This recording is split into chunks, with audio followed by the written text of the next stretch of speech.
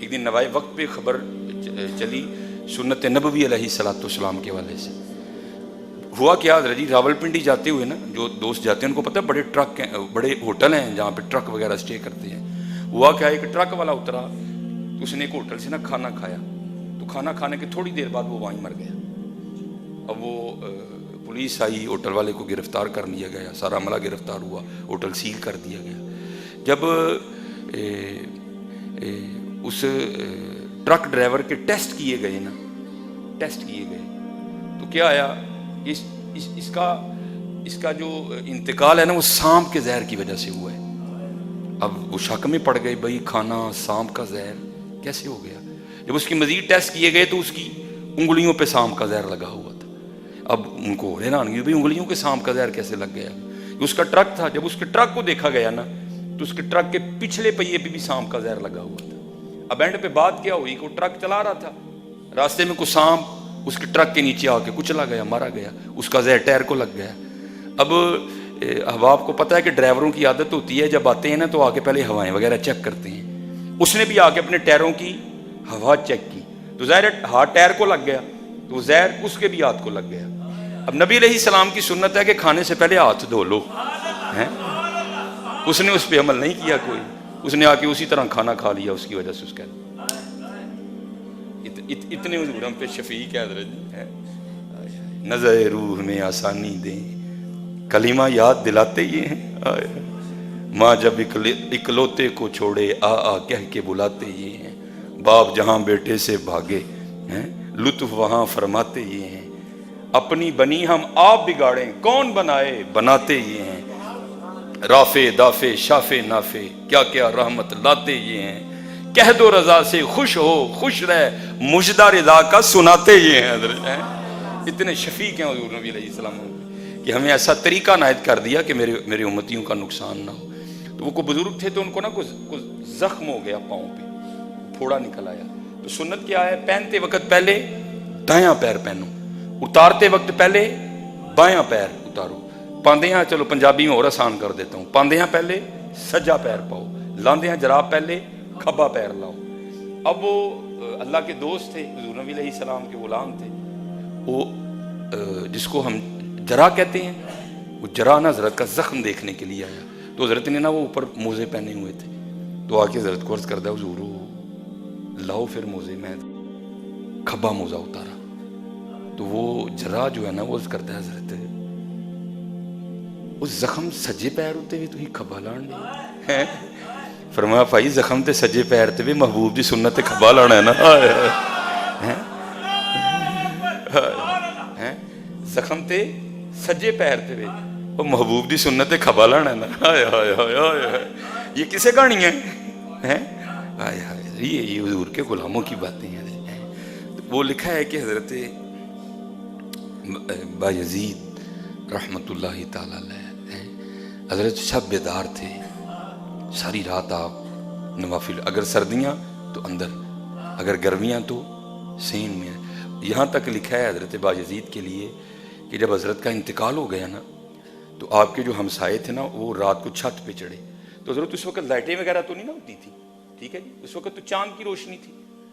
وہ ہمسائے جب چھت پہ چڑھے نا تو وہ جو ہمسائے تھے نا وہ بیوی اپنے خامن سے پوچھتی ہے حضرت کے انتقال کے بعد، وہ کہتی ہے بایزید دے ویڑے وچ ایک تنا نہیں سی، میں اکثر رات نو ویکھیا سی، تو تنا کتنے گیا؟ تو رو کر کہنے لگا وہ پگلی وہ تنا نہیں تھا، وہ تو بایزید تھے جو ساری رات قیام کیا کرتے تھے، ساری رات قیام کیا. تو اندھیرے کی وجہ سے اسے تنا سمجھتی رہی ہے، وہ تنا نہیں تھا، وہ حضرت بایزید تھے جو ساری رات قیام کیا کرتے تھے. والذین یبیتون لربہم سجدا وقیاما. وہ لکھا ہے کہ حضرت بایزید رحمۃ اللہ تعالی علیہ نا وہ نوافل پڑھ رہے تھے رات کو. تو آپ کا جو ہمسایہ نا وہ غیر مذہب تھا، مسلمان نہیں تھا وہ. تو رات کو نا مسلسل ہمسائے کے گھر سے رونے کی آواز آئی. تو لیکن حضرت عبادت کرتے رہے، لیکن آپ نے کہا نہیں، اس وقت دروازے پہ دستک دینا غیر مناسب ہے، صبح دیکھیں گے. جب دن چڑھا نا تو حضرت بایزید نے غیر مسلم ہمسائے کے دروازے پہ دستک دی. تو تو اس وقت تو جو غیر مسلم تھے نا حضرت، اب تو شرم و حیا کا ہم نے جنازہ نکال دیا حضرت، نظر آئیں چند بے پردہ مجھ کو بیبیاں، اکبر غیرت قومی سے زمین میں گڑ گیا. میں نے پوچھا بیبیو تمہارا پردہ کدھر گیا؟ کہنے لگیں عقل پہ مردوں کے پڑ گیا. اب تو ہم نے غیرت کا جنازہ نکال دیا، ہم نے غیرت کا جنازہ نکال دیا. اللہ معاف فرمائے. ہماری بچیاں ہمارے سامنے اس طرح کہ انہیں دیکھتے ہوئے شرم آتی ہے. اللہ معاف فرمائے. اب اپنی بیٹیوں کی ٹانگیں ہم نہیں دیکھنی ہیں. اب اس سے آگے میں نہیں بول سکتا. کیسا ہم نے شرم و حیا کا جنازہ نکال دیا کہ کیا کرے. ہماری بیٹیاں حضرت جی تو ہمارے سامنے اس سال میں آتی ہیں، سمجھ نہیں آتی ان کو کس طرح دیکھیں. چلو چھوٹی چھوٹی بچی میں حضرت بازار، آپ بازار چلے جائیں نا، یہ بازاروں کا حال ہے. آپ کو بازار میں پورے بازو والا فراق نہیں ملے گا کوئی. چلے جائیں بازار آپ، اللہ ماشاء اللہ شاید کسی کے پاس ہو. کیوں بڑ صاحب غلط نہیں کی تھی، ہمارے بڑ صاحب بھی بیٹھے ہیں، دکانوں والے ہیں.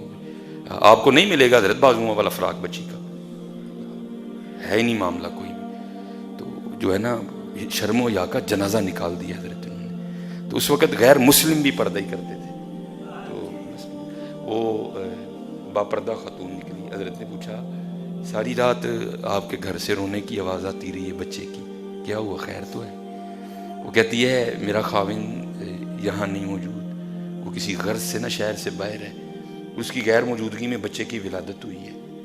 تو اب میرے پاس تو کوئی معاملہ ہے نہیں، میں بھی کئی دنوں سے بھوکی ہوں، دودھ نہیں آ رہا، بچہ بھوک سے بھی رو رہا تھا، اور آج گھر سے تیل بھی ختم ہو گیا، میں چراغ نہیں جلا سکی، دیا نہیں روشن کر سکی، بچہ بھوک اور اندھیرے کی وجہ سے روتا رہا.